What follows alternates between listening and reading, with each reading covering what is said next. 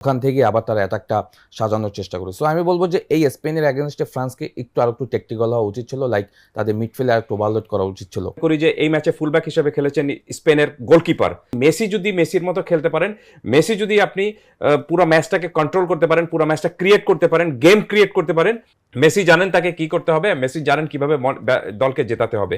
So চিন্তাটা ইংল্যান্ডের উপরে থাক, চিন্তাটা যেন মেসিকে কেন্দ্র করে মেসির সমর্থক বা আপনি আর্জেন্টাইন সমর্থকদের মধ্যে যেন না থাকে।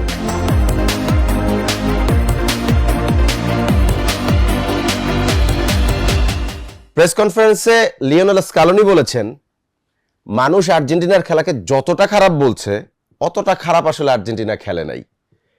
আর্জেন্টিনা মাঠে খারাপ খেলেছে, এটা নিয়ে বাংলাদেশে তো বটেই, গোটা দুনিয়াতে যত মানুষ ফুটবল নিয়ে কথা বলেছেন তাদের মধ্যে সম্ভবত আমি ছিলাম সবচাইতে কট্টর সমালোচক।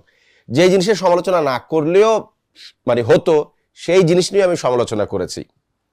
আর যেই দলটাকে নিয়ে আমি ছিলাম শতভাগ আত্মবিশ্বাসী, যেই দলটার প্রশংসা আমি পঞ্চমুখ ছিলাম, সেই ফ্রান্সকে এনাকোন্ডার প্যাচের মধ্যে ফেলে শ্বাসরোধ করে একদম মাঠেই হত্যা করেছে Spain. Luis de la Fuente, Lamine Yamal, Alex Baena কিংবা ফ্যাবিয়ান রুইজ, পেদ্রি, যাদের কথাই বলেন না কেন, গোটা মাঠে ফ্রান্সকে এরকম ভয়ঙ্কর আউটপ্লেট করে দেওয়া, এটা কি কেউ কল্পনায় চিন্তা করেছে? যদি একটা মানুষও চিন্তা করে থাকেন, তারা নিশ্চিতভাবেই এটা বিশ্বাস করতেন যে এই অপ্রতিরোধ্য ফ্রান্স দলকে শুধুমাত্র হারাতে পারে স্পেন, এবং সেটাই স্পেন করেছে। টোটালি ম্যাচে ফ্রান্সকে দাঁড়াতেই দেয় নাই। সবাইকে স্বাগত জানাচ্ছি গ্রিনডেলট ইন্স্যুরেন্স মাঠ কাঁপানো বিশ্বকাপে। হাসান মাহদি আপনার সাথে। আর যে দুজন মানুষ স্পেন ফ্রান্সকে হারাবে এই প্রবল বিশ্বাসটা মনের মধ্যে রাখতেন, মুখে হয়তোবা একটু ডিফারেন্ট কিছু বলেছেন কিন্তু ভেতরে ভেতরে রাখতেন, তেমন দুজন মানুষই আমার সাথে আছেন সিনিয়র ক্রীড়া সাংবাদিক এম কায়সার। কায়সার ভাই, আপনাকে স্বাগত। ধন্যবাদ আপনাকে। আপনি ফ্রান্সকে একটু এগিয়ে রাখলেও আপনি গতকাল রাতেই আমার সাথে একটা শোতে বলেছেন যে যদি কেউ ফ্রান্সকে থামাতে পারে সেটা স্পেন, কোট আনকোট, আমার মনে আছে। এবং আরেকজন লোক, বাংলাদেশ জাতীয় দলের সাবেক ক্যাপ্টেন, সাবেক তারকা স্ট্রাইকার জাহিদ হাসান এমিলি, তিনি একদম নিশ্চিত করে বলেছিলেন যে ম্যাচটা স্পেন জিততে পারে। এবং এমন দুজন মানুষকে আমি পেয়েছি। এমিলি, বেসিকলি ফ্রান্স ভুলটা করলো কই, খেই হারালো কোথায় গিয়ে? ধন্যবাদ মাহাদি আপনাকে। আপনি আসলে যেভাবে শুরুটা করেছেন আমার কাছে মনে হয় সেখানে অনেক ডিটেলস আছে। ওয়ার্ল্ড কাপ যখন আসলে শুরু হয় তখন আসলে আমরা ধরে নিয়েছিলাম যে প্রেডিক্টেবল অনুযায়ী ফ্রান্স, স্পেন এরা আসলে সেমিফাইনাল খেলবে, ফাইনাল খেলবে। আলটিমেটলি তাই হয়েছে। ইংল্যান্ড, আর্জেন্টিনার যে 4টা দল সেমিফাইনাল থ্রু করেছে তারা ডিজার্ভিং, এবং আমার কাছে মনে হয় যে থ্রু অফ দ্য টুর্নামেন্ট তারা পারফর্ম করেই সেমিফাইনাল কোয়ালিফাই করেছে। এবং আপনি ফ্রান্সের কথা বলছেন, ফ্রান্সের পারফরমেন্স দেখে কিন্তু সবাই ধরে নিয়েছিল ফ্রান্স আনবিটেন চ্যাম্পিয়ন হতে যাচ্ছে। সরি, ফ্রান্সকে কেউ হারাতে পারবে না। সো সেইখান থেকে আমি বলবো যে ফ্রান্স যে জায়গাটা ভুল করেছে আমার কাছে মনে হচ্ছে, এবং ম্যাচের প্রি ম্যাচও আমি বলেছি, আগে বেশ কয়েকবার বলেছি যে ফ্রান্স যে ফরমেশনে খেলে 4-2-3-1 ফরমেশনে, ডেফিনেটলি স্পেনও 4-2-3-1 ফরমেশনে খেলে, বাট তাদের যেটা হয় যে ড্যানি অলমো, হ্যাঁ, হি উইল অ্যাটেন্ড অন রোড্রি এবং আপনার ফেবিয়ান রুইচ, হ্যাঁ, যে সাপোর্টটা আমার কাছে মনে হয়েছে যে প্রপারলি ফ্রান্স পায়নি অলিজে বা বার্কোলার তাদের কাছ থেকে। ফ্রান্স সব থেকে বড় ভুল করেছে, আপনি যদি দেখেন তাদের ডিফেন্ডিং ট্রানজিশনে তাদের মিডফিল্ডটা একদম এলোমেলো ছিল, বড় স্পেস তৈরি হয়েছিল, যেখানে আমার কাছে মনে হয় যে পুরোটা সময় এমনভাবে ডমিনেট করেছে স্পেন, যেটা আসলে খেলায় কোনোভাবে ব্যাকই করতে দেয়নি আপনার ফ্রান্সকে।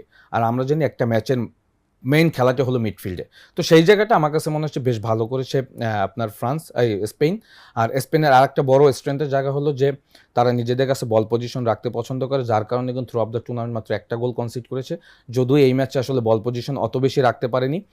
তারপরও আমি বলবো যে ফ্রান্স সব থেকে মানে খারাপ যে কাজটা করেছে, তারা যে অ্যাটাকগুলিতে গিয়েছে সেই অ্যাটাকগুলি আসলে তারা প্রপার আসলে ইউটিলাইজ করতে পারেনি, বিকজ ডিফেন্সিভ অর্গানাইজেশন এত ভালো ছিল স্পেনের আমরা জানি। তো সেইটার আসলে ওই যে হাফ স্পেস, পকেট স্পেসগুলি যেটা আসলে কিলিয়ান এমবাপ্পে বা ওসমান ডেম্বেলে যেভাবে গোল করতে পছন্দ করে, ওই স্পেসগুলি একদমই এই ম্যাচে দেয়নি।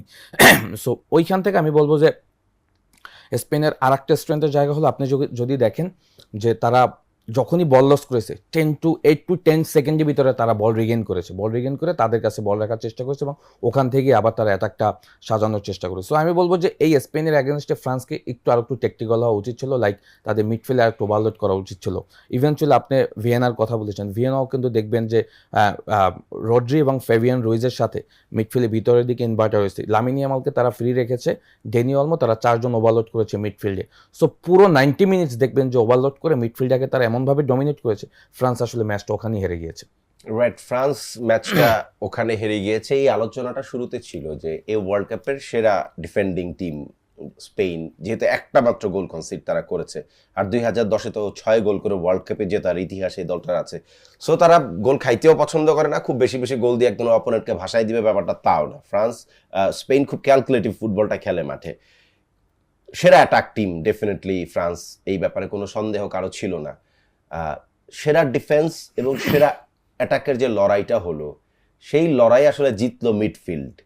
ফ্রান্সের এই মিডফিল্ড নিয়ে শুরু থেকেই একটা আলোচনা ছিল, অন্যান্য ম্যাচগুলোতে সেটা হয়তো চোখে পড়ে নাই। স্পেনের বিপক্ষে তার মিডফিল্ডের দুর্বলতাটা এক্সপোজড হলো এবং ম্যাচে তারা কামব্যাকও করতে পারলো না, সেই সুযোগটা তারা তৈরি করতে পারলো না। একজন কি প্লেয়ার, কে এই ম্যাচের মানে গোটা ম্যাচটাকে আসলে একজন প্লেয়ার বদলে দিয়েছে বলে আপনি মনে করেন? রদ্রি।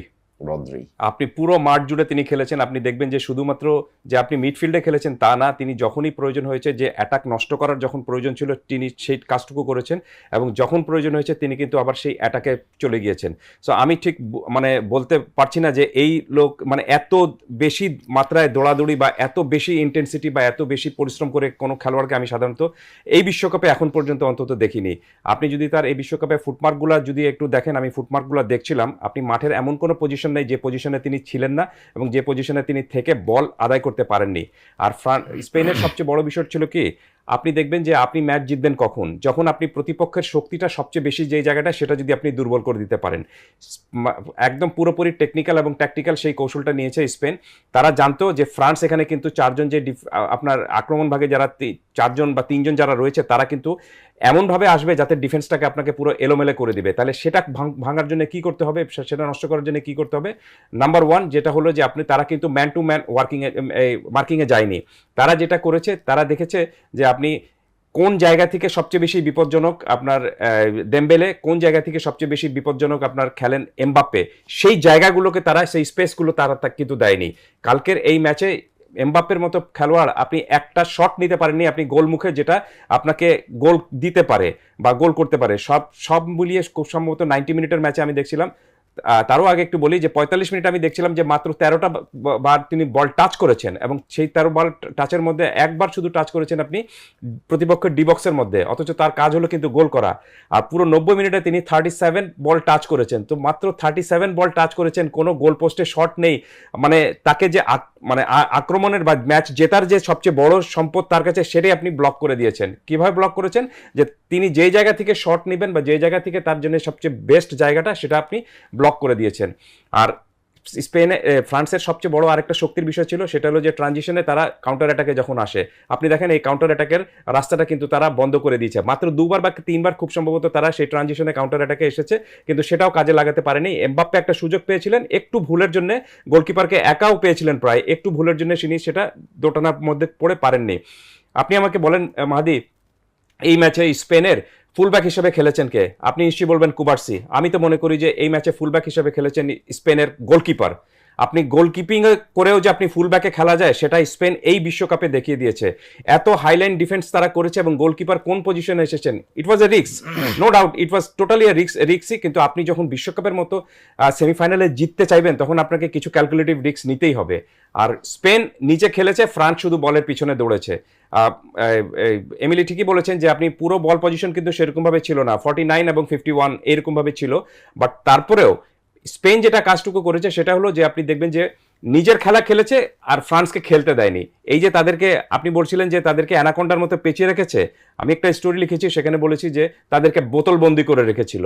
সো তারা বিস্ফোরক ঠিকই ছিল, এই 4 জন আপনার অ্যাটাকার যারা ছিলেন তারা খুবই বিস্ফোরক, খুবই শক্তিমান ছিলেন, কিন্তু তাদেরকে আপনি যখন বোতলের মধ্যে রেখে ছিপি বন্ধ করে দিবেন, তখন সেই বোতলের মধ্যেই তারা খেলবেন, এবং সেটাই হয়েছে। So it was deserving victory স্পেনের, এবং স্পেন দেখিয়ে দিয়েছে যে শুধুমাত্র তারকা নিয়ে ম্যাচ জেতা যায় না, ম্যাচ জিততে হলে আপনাকে 1 থেকে 11 জনের যে একটা টিম রয়েছে, টিমের মধ্যে একটা সম্মিলিত শক্তি থাকতে হবে। স্পেন এই ম্যাচটা জিতেছে আপনি সম্মিলিত শক্তির ভিত্তিতে, এটা বলাই যেতে পারে দি এ টিম। আমি নিজে লিখেছিলাম যে এই ফ্রান্সকে ঠেকাবে একটাই মাত্র দল হতে পারে, সেটা হলো যে স্পেন। এবং সেটার জন্য আমার মনে হয় যে বড় কোনো ফুটবল বিজ্ঞানী হওয়ার প্রয়োজন নেই, আপনি জাস্ট শুধু নেশন কাপে দেখুন তারা ফ্রান্সকে হারিয়েছে, আরেকটু উপরে যান আপনি ইউরোতে দেখেন, তারাও কিন্তু সেখানে বড় সেমিফাইনালে সেখানেও তারা হারিয়েছে। ঠিক এই ম্যাচে তারা যেটা করেছে, আমার মনে হয় যে ফ্রান্স এটার জন্য প্রস্তুত ছিল না।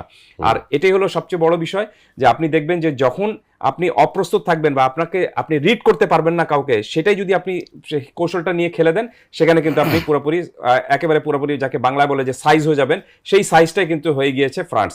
আমি একটাই কথা বলে শেষ করতে চাই শুধুমাত্র আপনার এই প্রশ্নটায়, সেটা হলো যে ফ্রান্স কিন্তু আপনি খুব ভালো স্টুডেন্ট, আপনি দেখবেন যে ভালো স্টুডেন্ট আপনি হাফ ইয়ারলি পরীক্ষায় যে স্টুডেন্ট আপনি ফার্স্ট হয়েছে, সেই স্টুডেন্ট যখন আপনার ফাইনাল পরীক্ষায় একই সঙ্গে অঙ্কে, বিজ্ঞানে এবং ইংরেজিতে ফেল করবে, তখন একটু অবাক হওয়ার মতোই লাগবে আর কি। সো ফ্রান্স আমার কাছে মনে হয় হাফ ইয়ারলিতে পাস করেছিল, এবং ফাইনাল পরীক্ষা দিতে এসেছিল, যখন ফাইনালের আগে ফাইনাল পরীক্ষা যেটা দিতে এসেছিল, সেখানে আপনি 3টা বড় সাবজেক্টে ফেল করেছে, টেস্ট পরীক্ষায় আসলে পাস করতে পারে না ফাইনালের আগে। এটা এমিলি, এরকম কি মনে হয় যে এই ওয়ার্ল্ড কাপের ফাইনাল খেলতে পারতো এরকম 2টা দলের একটা দল বাদ হয়ে গেল, মানে ডিজার্ভিং 2 ফাইনালিস্টের একটা বাদ হয়ে গেল শুধুমাত্র সেমিফাইনালে একই ব্র্যাকেটে ছিল বলে? না, তা তো অবশ্যই। France through up the tournament যেভাবে ওয়ার্ল্ড কাপটা শুরু করেছিল, আমরা ধরে নিয়েছিলাম যে ফ্রান্সকে আসলে আটকাবে। আপনি তো বারবারই বলছেন, আমি তো এটা বলেছি মনে হয় 2টা ব্র্যাকেটে থাকলে হয়তো স্পেন ফ্রান্সের প্রবাবলি চান্স থাকতো, বাট ওয়ার্ল্ড কাপ আসলে আনপ্রেডিক্টেবল, এখানে অনেক কিছু হবে, যেটা হয়েছে আসলে লাস্ট নাইটে।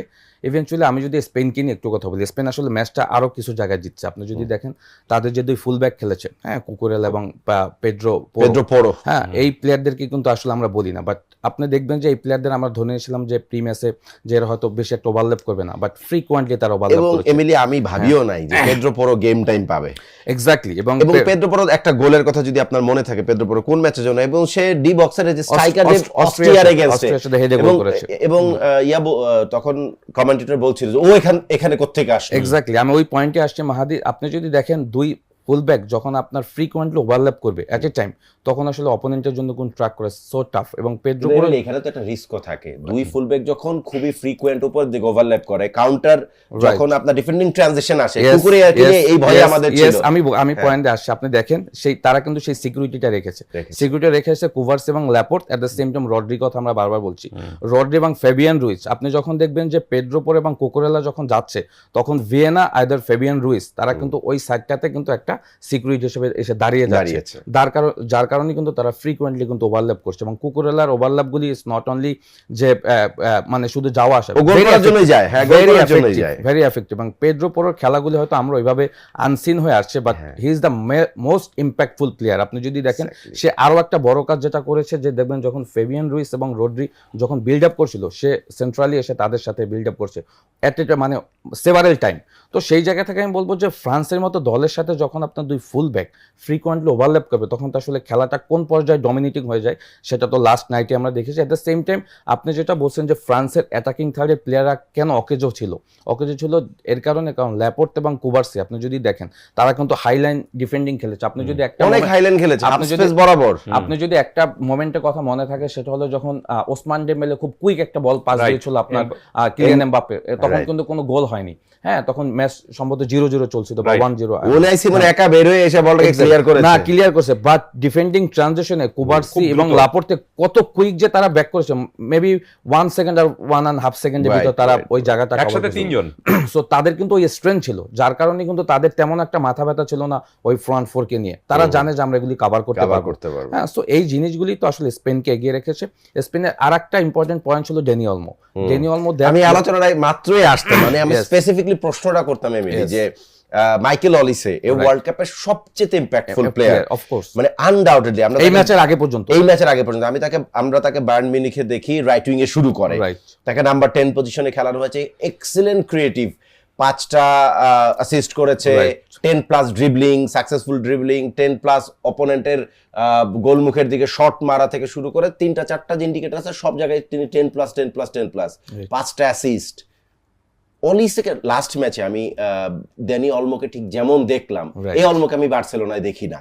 রাইট। এত ইম্প্যাক্টফুল অলমো আসলে হঠাৎ করে মনে হলো অলিসের তুলনায় 3 গুণ 4 গুণ ভালো প্লেয়ার সে। অফকোর্স এই জন্যই তো ম্যাচটা আসলে স্পেন জিতেছে। ড্যানি অলমোর ব্যাপারে যদি বলি, লাস্ট ইউরোর কথা যদি আপনি মনে থাকে, Right. ড্যানি অলমো কিন্তু ওই ইউরোর ফাইনালে গোলও করছে, ইভেনচুয়ালি গোল লাইন ক্লিয়ারেন্সও করছে, Right. এসে বল সেভ হচ্ছে। ড্যানি অলমো দ্যাট প্লেয়ার, ও আসলে ম্যাচটাকে খুব কুইকলি রিড করতে পারে। হ্যাঁ, ও যেটা করেছে, ও দেখেছে যে ফ্রান্সের defensive organisation is very poor. হ্যাঁ, সো ওই যে পকেট স্পেস, হাফ স্পেসগুলি সবসময় চেষ্টা করেছে একটা ভালো পজিশনে থাকা এবং 1-2 করার। হ্যাঁ, ইভেনচুয়ালি কমেন্ট্রেটররা বলতেছিল কিন্তু দেখবেন যে নাম্বার 9-এর কাজটা কিন্তু ম্যাক্সিমাম টাইম ড্যানি অলমো অলমোই করেছে। করে ওভার দিচ্ছে। হ্যাঁ, ওয়ারজাবালকে সে কিছুটা ফ্রি করে দিয়েছে, এবং সেকেন্ড গোল যেটা আসলে কম্বিনেশন গোল হয়েছে, আপনি পাসটা দেখেন। হ্যাঁ, আমার কাছে মনে হয় যে আউটস্ট্যান্ডিং পাস, এবং পেড্রো পোরে আসলে কোন সময়টা আসলে ওই জায়গায় গিয়েছে। সো ড্যানি অলমো আমার কাছে মনে হচ্ছে নাম্বার 10, হি ইজ অলওয়েজ মানে নাম্বার 9, নাম্বার 7, নাম্বার মানে বিভিন্ন জায়গায় কিন্তু তাকে বিভিন্ন স্পেসে পাওয়া গিয়েছে। সো এই ধরনের প্লেয়াররা যখন আসলে ইম্প্যাক্টটা রাখবে ম্যাচে, তখন আসলে অপোনেন্ট যত স্ট্রং হোক, আপনি কোনোভাবে আটকাতে পারবেন না। আর একটা প্লেয়ারের কথা বলতে হয়, সেটা হলো আমরা সবসময় বলি যে এই প্লেয়ার মানে কিছু প্লেয়ার তো আনসিন হিরো থাকে। হ্যাঁ, সেটা হলো ফেবিয়ান রুইস। হ্যাঁ, ফেবিয়ান রুইজের যদি আপনি ইম্প্যাক্টফুল পারফরমেন্স দেখেন, রোড্রির সাথে আমরা ধরে নিয়েছিলাম যে পেড্রি হতে স্টার্ট করবে, না, বাট আমার মনে হচ্ছে রুইজ স্টার্ট না, লাস্ট ম্যাচের কম্বিনেশনটা সে ভাঙেনি। হ্যাঁ, উইনিং কম্বিনেশনটা সে ভাঙে। এটা ডিফেন্ডার আমি বলবো যে একটা good decision, because Pedri's more attacking player, ball player, but Fabian Ruiz যেটা করে ওই ডিফেন্সিভ অর্গানাইজেশনে এসে রড্রির সাথে যে আসলে ব্লকটা তৈরি করে, এর জন্যই কিন্তু এই ম্যাচে তাকে লাস্ট ম্যাচে আবার আমরা দেখেছি ফ্যাবিয়ান রুইজ এবং যখন পেদ্রি শুরুটা করেছে, রাইট অলমো যেহেতু একটু উপরের দিকে নাম্বার 10 পজিশনে খেলে, তখনও ওইভাবে যেহেতু এই যে মোর ডিফেন্সিভ আসলে ফ্যাবিয়ান রুইজ, Right. যখন পেদ্রিকে নামানো হয়েছে তখন খেলার মোমেন্টাম চেঞ্জ হয়েছে, রাইট। এবং মিখেল মরেনো উপরে সুযোগটা পায় হচ্ছে পেদ্রি এখান থেকে অনেক বলকে সামনে বাড়ায়। নো, এখানে ফেবিয়ান রুইজ স্টার্ট করার আর একটা অন্যতম কারণ হলো বললাম যে দুই ফুল ব্যাককে আসলে ওভারল্যাপ করার জন্য, Overlap বিকজ সে করার একটা জন্য। সিকিউরিটি হিসেবে দেখবেন যে একটা সাইড নিয়ে দাঁড়িয়ে থাকে, যদি কাউন্টার অ্যাটাক আসে সে ওইটা প্রোটেক্ট করবে। Right. তো সেই জায়গা থেকে আমি বলবো যে স্পেনের এই গেম প্ল্যানের কাছে ফ্রান্স আসলে কোনোভাবেই দাঁড়াতে পারে না। আর ফ্রান্স যেটা ভুল করেছে, আমি বললাম যে ফ্রান্সের আরেকজন সলিড মিডফিল্ডার স্টার্ট করানো উচিত ছিল রেবিওট এবং চৌমিনির সাথে। হ্যাঁ, এটা কোনে হইতে পারতো, হ্যাঁ, মেবি চেরকি হইতে এটা পারে। এমিরি হইতে পারতো। এমিরি- চেরকি তো উপরের দিকে খেলে, হ্যাঁ, বা চেরকি মানে হতে অলিসের পারে। জায়গায় তো আর চেরকি এমিরি হইতে পারতো। বেস্ট অপশন ছিল, More defensive. হ্যাঁ, বিকজ আপনি প্রত্যেকটা ম্যাচ একই রকম স্টার্ট করতে করতে পারবেন পারবেন না। আপনি অপোনেন্টের স্ট্রেংথের উপর বিবেচনা করে আপনার ফরমেশন সামটাইম চেঞ্জ করতে হবে, যেটা কিন্তু দেখবেন যে আর্জেন্টিনা করছে। আর্জেন্টিনা পারাদেসকে কেন ইউজ করছে? এখন এই আলোচনাটাই আসতে চাই, কারণ হচ্ছে কেন পারেদেসকে স্টার্ট করছে এই প্রশ্নটা আমি এমিলি আসি তার আগে একটু আমি কায়সার ভাইকে জিজ্ঞেস করি যে এমিলি বলেছে বেসিক্যালি যে একটা ম্যাচ, আপনিও বলেছেন গতকালকে আমার 26-এ আপনি বলেছেন যে একটা ম্যাচ বেসিক্যালি জিতায় হচ্ছে ডিফেন্ডাররা, কিন্তু ম্যাচটা নিয়ন্ত্রণ করে মিডফিল্ডাররা। যার মিডফিল্ড যেমন মানে যার মিডফিল্ড যত ভালো সে তত ভালো সার্ভিস পাবে। সে এমিলিও কিছুক্ষণ আগে এই কথাটা বলেছে। তো মিডফিল্ডের যদি হিসাবটা আমরা বলি, তাহলে আমি বলবো যে আর্জেন্টিনার ইংরেজি পরীক্ষা, আপনি তো ফ্রান্সকে 3 সাবজেক্টে ফেল করাই দিয়েছেন, মানে আর্জেন্টিনার ইংলিশ পরীক্ষাটায় আর্জেন্টিনা পাস করবে কিনা, পাস মার্কস পাওয়ার মতো মনে হয় কিনা দলটাকে? ভেরি টাফ হবে। কারণটা হলো যে আপনি দেখবেন যে আর্জেন্টিনার যে মিডফিল্ড যারা রয়েছেন তাদের কিন্তু একটা এজিং একটা বড় প্রবলেম রয়েছে। আপনি এজিং বড় প্রবলেম রয়েছে, এবং মিডফিল্ডারদের মূল কাজটুকু কিন্তু আপনি দুইটা, একটা হলো যে আপনি আপনার অ্যাটাককে বল সরবরাহ করা এবং প্রতিপক্ষের খেলাটাও নষ্ট করা, দুইটা কাজই রয়েছে। এবং সেই সঙ্গে কিন্তু যখন প্রতিপক্ষ অ্যাটাকে আসবে তখন আপনাকে সাথে সাথে কিন্তু নিচে নেমে ডিফেন্ডারদেরকে হেল্প করার যে এই যে ট্রানজিকশনটা, এটা করার মতো আমার কাছে মনে হচ্ছে যে আর্জেন্টিনার মিডফিল্ড খুবই দুর্বল, এবং এখান থেকেই তারা ম্যাক্সিমাম সময় বল কিন্তু হারিয়েছে। এবং এখান থেকে আপনি প্রতিপক্ষ দেখবেন যে তাদের যে বড় যে মাঠের যে বড় ফাঁকা জায়গাটা এখান থেকে কিন্তু তৈরি হয়েছে। সো আর্জেন্টিনার জন্য এটা একটা বড় সমস্যা। কিন্তু তারপরও আমি মনে করি যে আর্জেন্টিনার অনেক সমস্যা রয়েছে, আর্জেন্টিনার ডিফেন্ডিংয়ের সমস্যা রয়েছে। আর্জেন্টিনা আগে গোল খেয়ে যায়, আর দুবার এই ধরনের ঘটনা ঘটেছে। তারপরও আমি মনে করি বা আমি বিশ্বাস করি আর্জেন্টিনা হলো যে ওই যে বলে না যে আইডিয়াবাজ একটা দল। আপনি যে কোনো জায়গা থেকে একটা আইডিয়া ক্রিয়েট করে আপনি দেখবেন যে সমস্যার গর্ত থেকে কিন্তু আপনি বেরিয়ে আসেন। আর্জেন্টিনা কিন্তু সেটা করে দেখিয়েছে। এবং আমার বিষয় এটা হলো যে আপনি শুধু একবার না, 2-3টা ম্যাচে তারা এরকম সমস্যায় পড়েছিল, করে বেরিয়ে আসতে পেরেছে। তো আমার কাছে মনে হচ্ছে যে সামনের কোনো ম্যাচেও তারা, ইংল্যান্ডের ম্যাচেও তারা যদি সেরকমভাবে সমস্যা পড়ে, তারা এটা বেরিয়ে আসতে পারবে, তাতে কোনো সমস্যা নেই। কিন্তু তাদেরকে মাথায় রাখতে হবে যে তারা মেসি যেন সেখানে আপনার মানে মেসির মতো খেলাটা খেলতে পারেন। তারা জাস্ট যেরকমভাবে এই ফ্রান্সের যে আপনার অ্যাটাকার 3জন ছিলেন তাদেরকে যেরকমভাবে বোতলবন্দি করে রেখেছিল আপনার স্পেন, ঠিক একই কাজ যদি আপনি মেসির ক্ষেত্রে করে দেয় ইংল্যান্ড, তাহলে কিন্তু আর্জেন্টিনার জন্য একটা বড় ধরনের সমস্যা হতে পারে। তবে এখান থেকেও একটা বেঁচে যাওয়ার তাদের বিষয় রয়েছে, সেটি হলো যে গত ম্যাচে কিন্তু দেখবেন যে আপনি মেসি কিন্তু মেসির মতো খেলেননি, যেরকমভাবে আগের 5 ম্যাচে মেসি খেলেছিলেন সেরকমভাবে তাকে কিন্তু দেখা যায়নি। তিনি জায়গা চেঞ্জ করেছিলেন, জায়গা চেঞ্জ করে তারপরে তার খেলার স্টাইলটাও কিছুটা বদলে দিয়েছিলেন। কিন্তু সুবিধাটা হলো যে সেই ম্যাচে 3টা গোলই করেছে কিন্তু আর্জেন্টিনার 3জন খেলোয়াড়। সো আর্জেন্টিনার স্কোরার কিন্তু কম না, আপনি দেখে মনে হবে যে শুধুমাত্র মেসি 5টা ম্যাচে গোল করেছেন, 8টা গোল হয়ে গিয়েছে তার। টোটাল 17 গোলের মধ্যে মেসির 8টা, বাকি অন্যরা করেছে। রাইট, সেটা মেসির যে 8টার মধ্যে মেসির তো শুরুর দিকে যে 4টা ম্যাচ তিনি খেলেছিলেন সেখানেই তিনি অনেক বেশি গোল করে ফেলেছেন। বাট আমার কথা হলো যে শেষের দিকে আর্জেন্টিনার অন্যান্য স্কোরাররাও কিন্তু গোল পাচ্ছেন, এবং সবচেয়ে বড় স্বস্তির বিষয়টা হলো যে আলভারেজ গত ম্যাচে যেভাবে গোলটা পেয়েছেন তাতে আমার কাছে মনে হচ্ছে যে এই ম্যাচে তাদের জন্য মানে আর্জেন্টিনার জন্য হয়তো বড় কোনো সুখবর অপেক্ষা করছে। কিন্তু সেই সঙ্গে মাথায় রাখতে হবে যে এই ইংল্যান্ড দলটা কিন্তু আপনি 86-র ইংল্যান্ড দল না, বা আপনার 2002-এর ইংল্যান্ড না। এই ইংল্যান্ড কিন্তু আপনার জানে যে অ্যাটাকিং ফ্লেয়ারে কিভাবে খেলতে হয়, এই ইংল্যান্ড জানে যে গোল করে কিভাবে জিততে হয়। আগের ইংল্যান্ড যেরকম ভাবে ছিল সেই ইংল্যান্ডের সাথে ইংল্যান্ডের একটাই পার্থক্য, যে এই ইংল্যান্ড আপনার খুবই আক্রমণে বিশ্বাসী এবং গোল করে জেতায় বিশ্বাসী। এক গোল করে বাদ বাকি 90 মিনিট ডিফেন্ড করার মতো যে আগের টেন্ডেন্সি ছিল সাউথগেটের যেরকম ভাবে ছিল সেরকম কিন্তু নেই, বা টাই ব্রেকারে যদি ম্যাচ যায়। সাউথগেট মোটামুটি এই ইংল্যান্ড দলটাকে যে একটা অ্যাটাকিং ফ্লেয়ার দেয়, এটা বেসিক্যালি সাউথগেট শুরু করে দিয়ে গেছেন, এবং টমাস টুখেল সেটাকে আসলে একটু নারিশ করে জায়গায় নিয়ে গিয়েছেন। এটা আমি এমিলির কাছে যে এমিলি যেই প্রশ্নটা করতে চাই, বেসিক্যালি আমরা ইংল্যান্ডকে দেখি যে 4-2-3-1 খেলে, এটা সে ক্লাসিক, তার জন্য এখন ক্লাসিক ফরমেশন হয়ে গেছে। যেটা আপনি ফ্রান্সের কথা বলেছেন 4-2-3-1 বেসিক্যালি এভাবেই খেলে। বাট কালকে আমরা স্পেনকে দেখছি একটু ডিফারেন্ট, তারা 4-ম্যান ব্যাকলাইন করেছে, একটা সিঙ্গেল পিভট রদ্রিকে নিচের দিকে রেখেছে, 3জন মিডফিল্ডার রেখেছে, ওলমুকে একটু উপরের দিকে, এবং সে তার ফ্রন্ট লাইন সাজিয়েছে ওয়েসাবালকে একদম সামনে রেখে। ওয়েসাবাল একটা পৃথিবীর মনে রিয়াল সোসিয়েদাদে খেলা একটা লোক, ওয়ার্ল্ড কাপে 5টা গোল করেছে, মানে বেসিক্যালি ক্লাবেও কোনোদিনই নাম্বার 9 পজিশনে খেলে না, হয় অ্যাটাকিং মিডফিল্ডে খেলে নাইলে হচ্ছে রাইট উইং এ খেলে। মানে উনি লাকিয়েস্ট, আমি ওয়েসাবালকে এটাই বলবো যে কই থাকে এবং গোল করে, রাইট, ইন্টারেস্টিং সব গোল করে। আর্জেন্টিনাকে আমরা দেখছি যে মোস্ট অফ দ্য টাইম 4-4-2, এছাড়া তার হাতে আর কোনো অপশনই নাই, চাইলেও 4-3-3 খেলাইতে পারে না। মানে এই যে মানে 4-4-2 খেলে ইংল্যান্ড দল পেস খুব ভালো। আমি যদি তার উইং দেখি, হয় বুকায়ো সাকা, নাহলে ননি মাদুয়েকে, এই পাশে অ্যান্টনি গর্ডন তো এখন খুব ভালো, দারুণ করছে। হ্যাঁ, অ্যান্টনি গর্ডন, সাকা দুর্দান্ত করেছে, ডেকলান রাইস থাকবে মিডফিল্ডে, এন্ডারসন ভালো ফর্মে আছে, জুড বেলিংহাম 6টা গোল করেছে, সামনে আরেকটা দুর্দান্ত নাম্বার 9, তার নাম হচ্ছে হ্যারি কেইন, একটা ম্যাচে 2টা গোল করেছিলেন, কার বিপক্ষে যদি, এটা হচ্ছে ডিআর কঙ্গোর এগেইনস্টে, সেকেন্ড গোলটাতেই ওয়ার্ল্ড কাপের অন্যতম সেরা গোল, মানে নলুক শটে গোল করা, তিনি জানতেন কোথায় মারতে হবে। তো এরকম একটা দলের বিপক্ষে 4-4-2, মানে যেই দল মানে ফ্ল্যাঙ্কেও অ্যাটাক জানে, মানে মিড লাইন বরাবর অ্যাটাক জানে, সেই দলকে কেমনে আটকাবে আর্জেন্টিনা?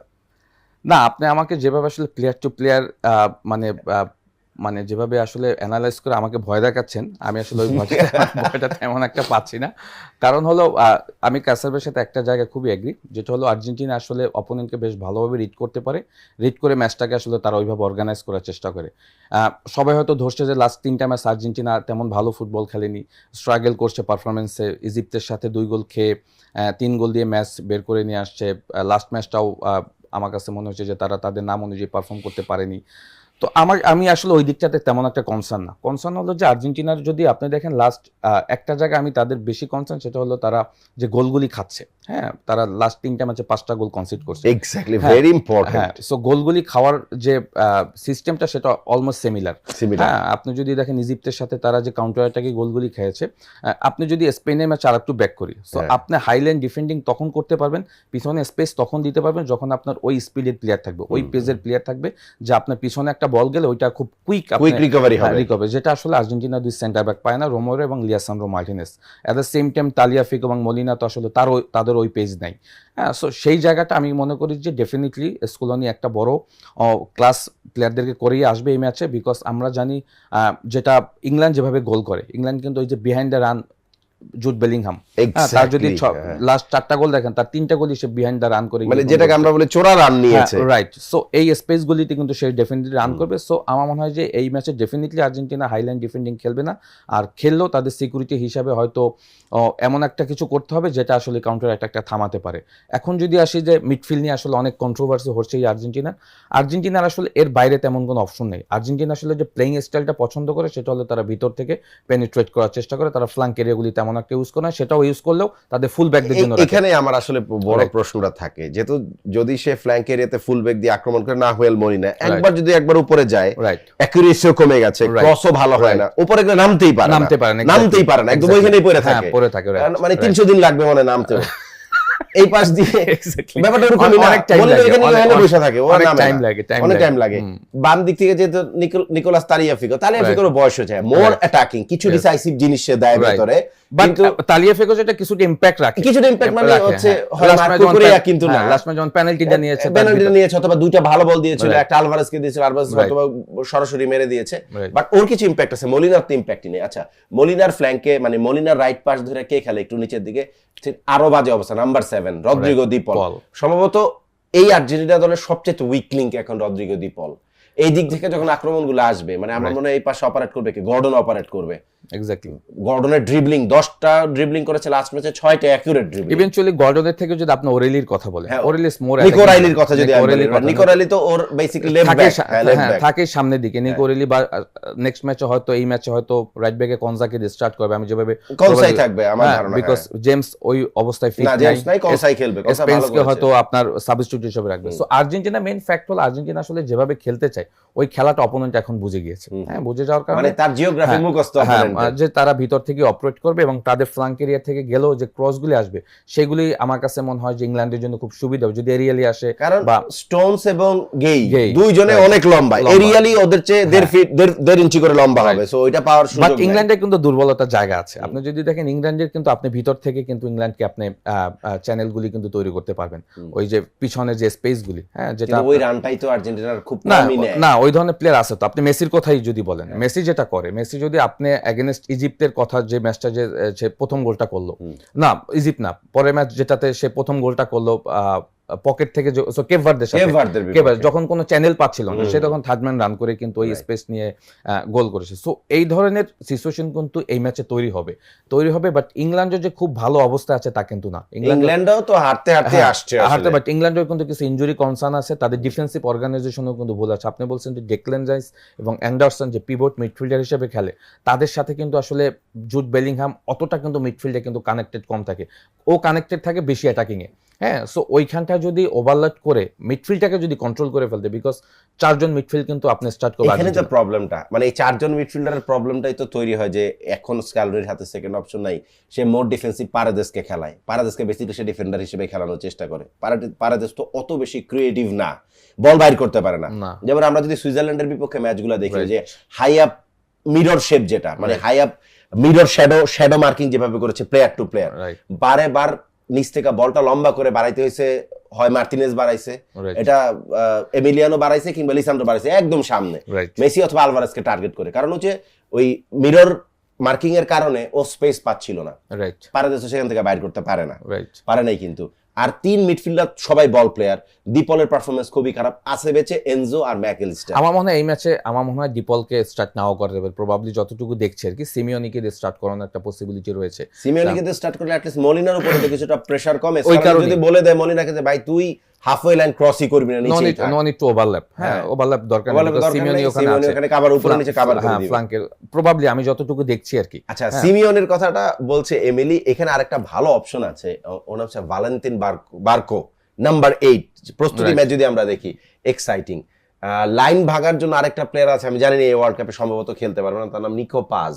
আমরা নিকো পাজকেও দেখি না, লেফট জুলিয়ানো সিমিওনে বোথ উইংয়ে খেলতে পারে, ও ফুল ব্যাকও খেলতে পারে, ও লেফট উইংয়ে আমরা ওকে একটা প্রস্তুতি ম্যাচে দেখেছি, সেই জায়গায় খেলানো হয়, কাকে খেলানো হয়, ওর নাম আলমাদাও তো ইম্প্যাক্টফুল না, গুড পেস কিন্তু অত ইম্প্যাক্ট না। পরে গিয়ে নিকো গঞ্জালেসকে নামানো, আমার কাছে মনে হয় যে কিছু প্লেয়ার একটা ওয়ার্ল্ড কাপ খেলে যায়, মানে আমাদের বাংলাদেশে এরকম ক্রিকেটার ছিলেন যে যারা শুধু মানে ফ্লোতে খেলে গিয়েছেন, মনে হয় না কোনোদিন এই টিমে খেলতে পারতেন, প্র্যাকটিস ম্যাচে খেলে গিয়েছেন কিন্তু আর মূল টিমে খেলতে পারেননি।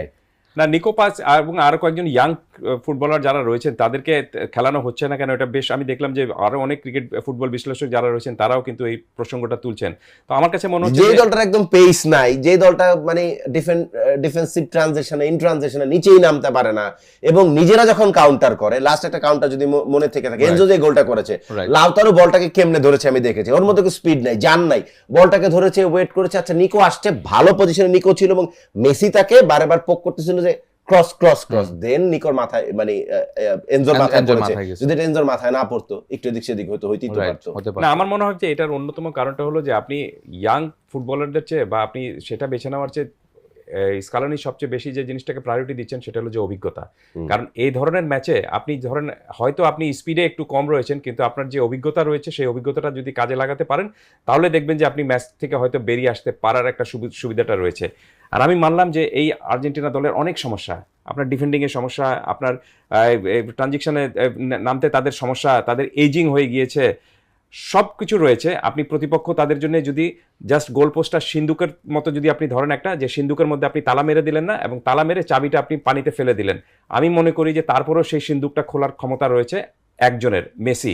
তিনি দেখবেন যে একটা সেফটি পিন নিয়ে ওই সিন্দুক মাস্টার কি বানাইতে জানে, মাস্টার কি কিন্তু বানাইতে জানেন। তো this is the most important জিনিস, যে আপনি মেসি যদি মেসির মতো খেলতে পারেন, মেসি যদি আপনি পুরো ম্যাচটাকে কন্ট্রোল করতে পারেন, পুরো ম্যাচটা ক্রিয়েট করতে পারেন, গেম ক্রিয়েট করতে পারেন, আপনি আর অন্য কারো দিকে তাকানোর দরকার হবে না। টমাস টুখেল খুব ভালো করে জানে যে দে হ্যাভ আ মাস্টার কি, এবং টমাস টুখেল এটা খুব ভালো করে জানে যে এই মাস্টার কি আমি এমন আঁচলের মধ্যে গিট মারমু যে মাস্টার কি আর কেউ নিতে পারবে না। এটা তো সম্ভব। লিওনেল মেসিকে সুইজারল্যান্ডই মোটামুটি ভাবে ইনঅ্যাক্টিভ করে রাখছিল, মেসিকে পজিশন চেঞ্জ করে ওয়াইডার পজিশনে যাইতে হইছে।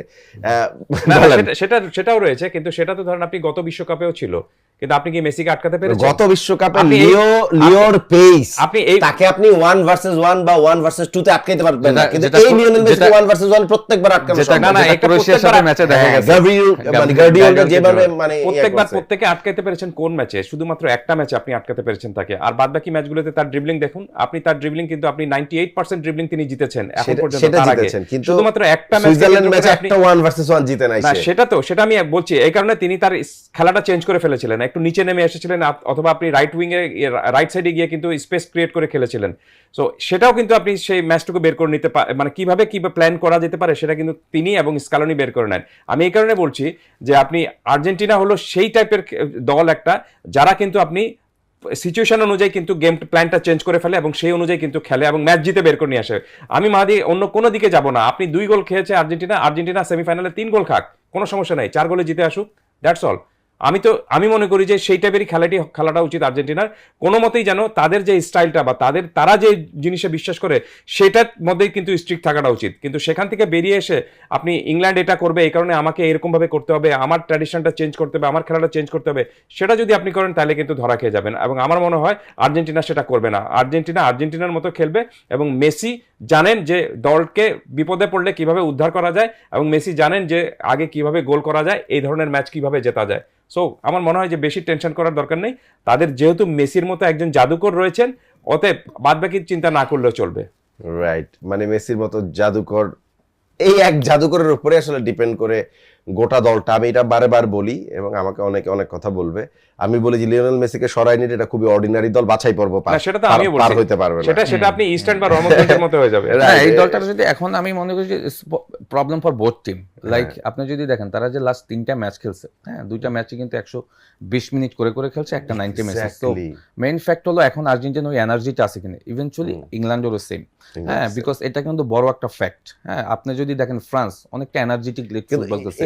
এখানে একটা জিনিস একটু মনে করাই দিই, আমি জানি না মানে এটা আমি ভয় পাওয়ানোর জন্য মনে করাই দিয়েছি ব্যাপারটা তা না, কিন্তু এটা আমি একটু মনে করাই দিই যে ইংল্যান্ডের বেঞ্চে আবার কিছু এক্সাইটিং, যেমন ধরো তুমি ননি মাদুয়েকে তুলে নিয়ে সাকাকে নামানো যায়, কিন্তু আর্জেন্টিনা এখানে একটু ঝামেলা আছে যে তার সাপ খুব ভালো হয় না, বা তার হাতে আছে কিন্তু কেন জানি স্কালোনি তাদেরকে বাজায় দেখে না। এটা বারকোর কথা যদি বলি, নিকোর কথা যদি বলি, এটা আমি আপনার সাথে একটু ডিফেন্ড করি। মেইন ফ্যাক্ট হলো যে মোমেন্টস গুলিতে আপনি সাফ আর্জেন্টিনা করে, ওই মোমেন্টস গুলিতে আসলে একটু প্রেসারে থাকে। প্রেসারে আসলে নিকো পাস বা বারকো এরা আসলে কতটা আসলে ওইটা ওভারকাম করতে পারবে। তারপর কিন্তু লোপেসকে লাস্ট ম্যাচে নামিয়েছিল, যেটা থেকে অ্যাসিস্ট করে গোল করেছে Enzo Fernandez, sorry Julian Alvarez. আপনি জানেন তার একটা পাস থেকেই কিন্তু গোল করেছে। সো মেইন ফ্যাক্ট হলো আসলে প্রেশার মোমেন্টে এই প্লেয়ার আসলে সাবস্টিটিউট নেমে আসলে ম্যাচটাকে কন্ট্রোল করতে পারবে কিনা। সো লাস্ট 3টা ম্যাচই কিন্তু আর্জেন্টিনা প্রেশারে ছিল। সো মেইন ফ্যাক্ট হলো যদি আর্জেন্টিনা পুরো এনার্জি নিয়ে খেলতে পারে, আমার কাছে মনে হয় যে আর্জেন্টিনা ওই লাস্ট 3টা ম্যাচের পারফরমেন্স ভুলে গিয়ে মিডফিল্ডে যদি তারা একটু এনার্জি দেখাতে পারে, আমার মনে হয় ইংল্যান্ড আসলে তেমন কোনো কিছু করে দেখাতে পারে। যে ভালো কথা হচ্ছে যে মানে যত সময় গিয়েছে ম্যাকালিস্টার তার ফর্মে ব্যাক করেছে, এক্স্যাক্টলি এনজোর এখনো ফর্মে ব্যাক করাটা বাকি। পারাদেস তো পারাদেসের মতোই খেলবে, কিছুটা ডার্টি। বাট পারাদেসের রোলে আমি বলবো হ্যাঁ, আমি বললাম তো কিছুটা fantastic job, good, he doing good, fantastic job. তাকে যে জবটা দেওয়া হয়েছে সে ওটা বেশ প্রপার ভালোভাবে করছে। ডিপলের জায়গাটাকে আসলে এক্স্যাক্টলি তো সেইখানে আমি চাই ডিপল যদি স্টার্টও করুক। ডিপল আমার কাছে মনে হয় যে এই ম্যাচটা খেলার জন্য খুব এক্সাইটেড। ডিপল তো আসলে 40 মিনিট খেলানো যেতে পারে। লাস্ট ওয়ার্ল্ড কাপের মিডফিল্ডের অন্যতম সেরা প্লেয়ার ছিল, মেইন ম্যান। হ্যাঁ। ইভেন্চুয়ালি ওয়ার্ল্ড কাপের প্রথম 2টা ম্যাচও যদি দেখেন, তার কিন্তু কম্বিনেশন প্লেতে মেসির সাথে যে লিঙ্ক আপটা ছিল, ইটস ফ্যান্টাস্টিক। সো সেই জায়গাটা তাকে করতে হবে। সেইটা যদি এই 4জন মিডফিল্ডার যদি আসলে তাদের মেইন খেলাটা খেলতে পারে, তখন কিন্তু ইংল্যান্ডের জন্য আবার কিন্তু বড় মাথা ব্যথা হবে। বিকজ ইংল্যান্ড মিডফিল্ডে কিন্তু তেমন কোনো, আপনার যদি দেখেন তারা ওই পিভট 2জন মিডফিল্ডার ছাড়া বাকিরা কিন্তু তেমন একটা ভিতরের দিকে ইনভার্টার হয় না। তো সেইখানে কিন্তু এই 4জন মিডফিল্ডার যদি খেলাটাকে কন্ট্রোল করে ফেলে, তখন ডেকল্যান রাইস এবং অ্যান্ডারসনের জন্য কিন্তু ডিফিকাল্ট হবে তাদের সাইড থেকে খেলাটাকে কন্ট্রোল করা। তখন কিন্তু আবার আর্জেন্টিনা কিন্তু দেখবেন যে বেশি অ্যাটাকিং হয়ে যাচ্ছে, তারা বেশি চান্স ক্রিয়েট করছে। ইভেনচুয়ালি লিওনেল মেসি তো আছেই, হ্যাঁ, এবং লিওনেল মেসিকে আসলে কোনোভাবেই আপনি প্রেডিক্ট করতে পারবেন না। এবং আপনি যেটা বলছেন যে লিওনেল মেসি ওয়ার্ল্ড কাপে ড্রিবল করে কিছুই করতে পারেনি, এটার সাথে আমি ডিফেন্ড করে, আপনি যদি দেখেন সুইজারল্যান্ড ম্যাচও সে কিন্তু একটা বল সে বাম পায়ে কাট করে ডান পায়ে কিন্তু কার্ভ করেছিল, গোল হয়ে যেতে পারতো।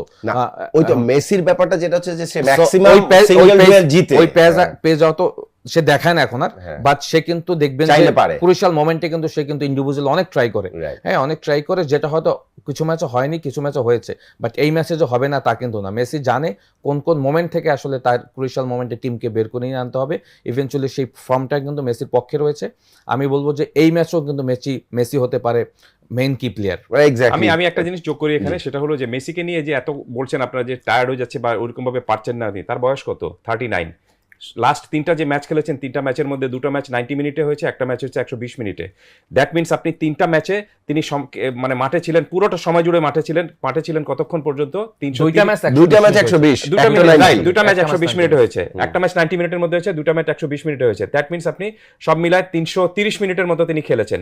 3টা ম্যাচে 330 মিনিট খেলেছেন। ডিউরেশনটা কত? 8 দিন।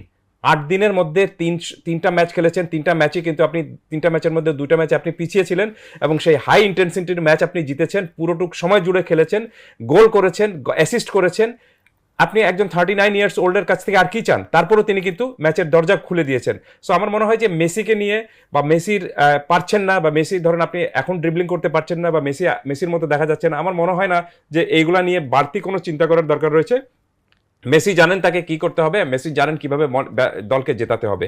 সো চিন্তাটা ইংল্যান্ডের উপরে থাক, চিন্তাটা যেন মেসিকে কেন্দ্র করে মেসির সমর্থক বা আপনি আর্জেন্টাইন সমর্থকদের মধ্যে যেন না থাকুক। আর একটা স্ট্রেন্থের জায়গা হলো যে লাস্ট ম্যাচে যদি দেখেন হুলিয়ান আলভারেজ এবং লাউতারো মার্টিনেজ দুজনই গোল করেছে, হ্যাঁ, এটা কিন্তু একটা স্বস্তির back in form. Eventually Julian Alvarez যদি আসলে এই ধরনের একটা দুইটা মোমেন্ট পায়, আমার কাছে মনে হয় সে আজকেও গোল করবে। ভেরি ইম্পর্টেন্ট ওই গোলটা, মানে এইটা একটা খুবই positive sign for Argentina. But যদি ইংল্যান্ডকে নিয়ে একটু আসি, ইংল্যান্ড সো আমার কাছে মনে হয় যে ইংল্যান্ড তাদেরও কিন্তু অ্যাটাকিং সাইডে বেশ ইন্টারেস্টিং কিছু প্লেয়ার আছে, খুব ইন্টারেস্টিং প্লেয়ার আছে। এবং আপনি যেটা বলছেন যে অ্যান্ডারসন, যারা ইভেনচুয়ালি গর্ডন যেভাবে পারফরমেন্স করছে, হ্যাঁ, সেটা গর্ডন এবং বুকায়ো সাকা দুইটা এন্ড থেকে, তারা দুইটা ফ্ল্যাঙ্ক থেকে, আমরা জানি ডিফেন্সিভ অর্গানাইজেশন আর্জেন্টিনার বেশ ফাঁকফোকর আছে। মলিনা এবং তালিয়াফিকে সেন্টার ব্যাকও, শুধুমাত্র আমি যদি বলি যে লিসান্দ্রো মার্টিনেজ, হ্যাঁ, 2-4টা ভুলে 1-2টা গোল সে কনসিড করেছে, বাট ওভারঅল যদি লিওনেল মেসির পরে এই দলে কোন প্লেয়ার হয় কনসিস্টেন্ট হচ্ছে লিসান্দ্রো মার্টিনেজ। ডেফিনেটলি গোল করেছে, অ্যাটাকিং ও ডিফেন্ডিং ও একটা প্লেয়ারই। বাট কুটি রোমেরোর আর সেই অবস্থা নাই। রোমেরো গোল করেছেন একটা, ওটা ওন গোল ছিল যদিও, তারপরে রোমেরোকে আমি আর দেখি না নামতে পারে, উপরে উঠে গেলে পরে আর এক্স্যাক্টলি। সো ওই জায়গাগুলি কিন্তু ম্যানেজ করতে হবে আর্জেন্টিনাকে, বিকজ ডিফেন্সিভ অর্গানাইজেশনে যদি মিডফিল্ড থেকে আপনি যদি ব্লকটা তৈরি না করেন, ডিফেন্স কিন্তু গোল কনসিড করবি। Exactly. এই আর্জেন্টিনা মাঝ মাঠে আসলে যা করার করতে লাস্ট হবে। সুইজারল্যান্ড ম্যাচে যে গোলটা কনসিড করেছে, কত বড় স্পেস তারা অনেক বড় স্পেস space দিয়েছে, দিয়েছে, একদম হ্যাঁ। মানে বিল্ড আপ করলো, তাও আবার মানে 18 ইয়ার্ডের বাইরে থেকে build আমি up করে করে আমি নিয়ে আর্জেন্টিনার গোল ফ্যান, বাট আর্জেন্টিনাকে কনসার্ন হওয়া উচিত। ওই ম্যাচে যদি মানজাম্বি থাকতো সুইজারল্যান্ডের, করেছে। ইয়োহান মানজামি থাকলে বিপদ হতো, আমি বারবার ওই বলি ম্যাচ কিন্তু কিন্তু সুইজারল্যান্ড আমার কাছে মনে হয় যে আরো প্রথমেই তারা গোল টোল বের করে ফেলতো, বিকজ এমবল এবং মানজাম্বির যে কম্বিনেশন ছিল, তো এটা কিন্তু তারা কিছুটা লাকি। বাট আর্জেন্টিনা জানে আসলে এই ধরনের প্রেশার ম্যাচগুলি কিভাবে হ্যান্ডেল করতে হয়। স্কলনি তো আমার কাছে মনে হয় যে এই ম্যাচ অনেক ফেস করে আসছে তার Right. হোল অফ দা ক্যারিয়ারে। 100-র উপরে সে ম্যাচ সে আর্জেন্টিনা কোচিং কোচ হিসাবে সে পার করে আসছে। সো আমার মনে হয় সে সেগুলি ম্যানেজ করবে। মেইন ফ্যাক্টর হলো ডিফেন্সিভ অর্গানাইজেশনটা যদি ঠিকঠাক রাখতে পারে, আমার মনে হয় যে আর্জেন্টিনা বের হয়ে যাবে। প্রেডিকশন আমার মনে হয় যে এই ম্যাচটা পেনাল্টি শুট আউটে আর্জেন্টিনা জিতবে। পেনাল্টি শুট আউটে যাওয়ার পসিবিলিটি আছে। আচ্ছা ভাই, পেনাল্টি শুট আউট হলে তো ইটস এ লটারি। আমার কাছে মনে হচ্ছে না যে পেনাল্টি শুট আউটে যাবে। এটা আর্জেন্টিনা 2-0 এবং মেসি গোল করবেন। 2-0 very bold, very bold. Thank you very much thank you. Zahid Hasan Emily এবং কায়সার, আপনাকে অনেক ধন্যবাদ। you. কায়সার ভাইয়ের প্রেডিকশন 2-0, অনেক বেশি বাস্তব প্রেডিকশন করেছেন জাহিদ হাসান এমিলি। তিনি বলেছেন যে ব্যাপারটা আসলে টাই হবে এবং টাইকে ব্রেক করতে হবে এবং টাই ব্রেকারে গিয়ে ম্যাচটা জিতবে আর্জেন্টিনা। ডেফিনেটলি আর্জেন্টিনাকে আমরা যেই গোটা টুর্নামেন্টে যেটা দেখেছি সেটা হচ্ছে অপোনেন্টের যে মিড ব্লক থাকে, সেই মিড ব্লকে মানে অ্যারাউন্ড দ্য ব্লক পেনিট্রেশন করে। মোস্ট অফ দ্য ম্যাচে এই জায়গা থেকে সাকসেস বের করা একটু কঠিন, যদি অপোনেন্ট মনে করে যে হ্যাঁ আমি মিড স্পেসটা এইভাবে মানে ডাবল লেয়ারে ব্লক করব।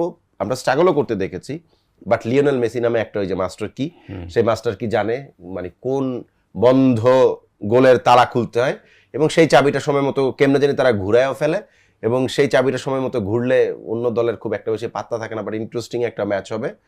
আমি বারে বারে বলতেছিলাম যে লিওনেল মেসিদের ইংলিশ পরীক্ষা, যেটা আমরা যারা মফস্বল থেকে আসি আমাদের ম্যাথস ভালো হয়, ফিজিক্স ভালো হয়, কেমিস্ট্রি ভালো হয়, কিন্তু কেন জানি একটু ইংলিশ খারাপ হয়। ইংলিশটুকু খারাপ না হোক, ইংলিশ পরীক্ষায় পাস হওয়াটাই ডেফিনেটলি মানে আমাদের ব্যবসাপাতি থেকে শুরু করে মানে বাংলাদেশের মানুষের বিশ্বকাপের আনন্দ, এটা যেন মাটি না হয়, সেই প্রত্যাশা রেখে আমরা আজ শেষ করছি। আগামী এপিসোডে আবারও দেখা হয়ে যাবে। ততক্ষণ পর্যন্ত আপনি ভালো থাকুন, সুস্থ থাকুন। আল্লাহ হাফেজ।